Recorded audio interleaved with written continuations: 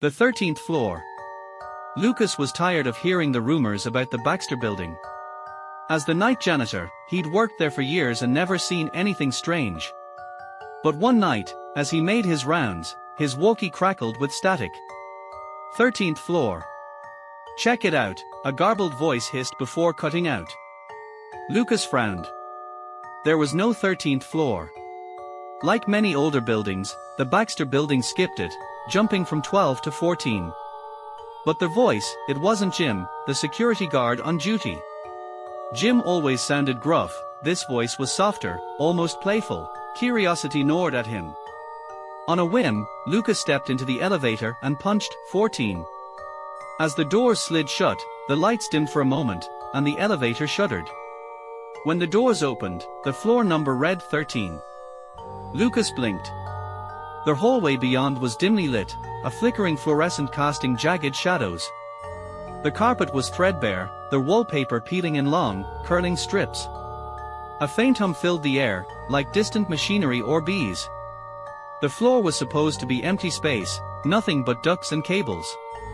"Hello," Lucas called, his voice swallowed by the silence. Something darted across the far end of the hall, a shadow, too quick to register. Lucas's heart leapt, but he stepped out. The air was thick and metallic, the smell of rust and something sweet.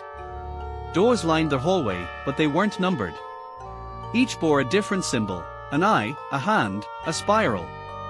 The door nearest him had a deep scratch, as if something had clawed at it. Behind him, the elevator doors slammed shut. He spun, rushing back, but the panel was dead. The button didn't light up. "Jim!" Lucas yelled into his walkie, but it only hissed with static. Then, beneath the static, he heard faint laughter. The hallway seemed longer now, stretching into darkness. The symbols on the doors glimmered faintly, almost pulsing, as if alive. One door stood ajar, the one with the spiral. From within came a wet, rhythmic sound. Slosh. Squish. "Anyone there?" Lucas called, though every instinct screamed to run. He edged closer, the sound growing louder. The smell of rot hit him, and bile rose in his throat. He pushed the door open wider. Inside was a room that didn't fit, too big, its ceiling arched and impossibly high. The walls were slick with dark red, glistening as if they were breathing. In the center stood a figure, hunched over something on the floor. Its limbs were wrong, too long, the joints bending in ways they shouldn't. "Hey!" Lucas shouted, though his voice cracked.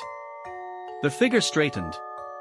Slowly, it turned its head toward him, and Lucas realized it wasn't a head at all, just a smooth expanse of flesh where a face should be. Yet somehow, he knew it was grinning. Behind him, a door slammed. Then another. One by one, every door in the hallway began to shut, the echoes growing louder and faster until the last one sent a shockwave through the air. The creature took a step toward him. Then another. Lucas stumbled back, tripping over the threshold as he fled into the hall. The lights flickered violently now, the walls trembling. As he reached the elevator, he pounded on the panel. "Come on, come on." Behind him, the thing was crawling now, its elongated limbs skittering across the walls like an insect. It moved faster than it should. The elevator dinged. The doors slid open. But the inside wasn't the elevator, it was the room he'd just fled. And inside, the creature waited, grinning from ear to non-existent ear. Lucas didn't hesitate. He bolted down the hall, away from the elevator and the creature within it. The hallway twisted and turned, the layout shifting impossibly. Each turn led to more doors, each marked with different glowing symbols. He flung a door open and stepped inside, only to find himself in another identical hallway. His breath came in ragged gasps. Behind him, the sound of skittering grew louder, the creature's limbs scraping the walls. One door ahead was different, painted entirely in black, with no symbol. As Lucas reached for the handle, a cold voice whispered behind him, "That door is for you."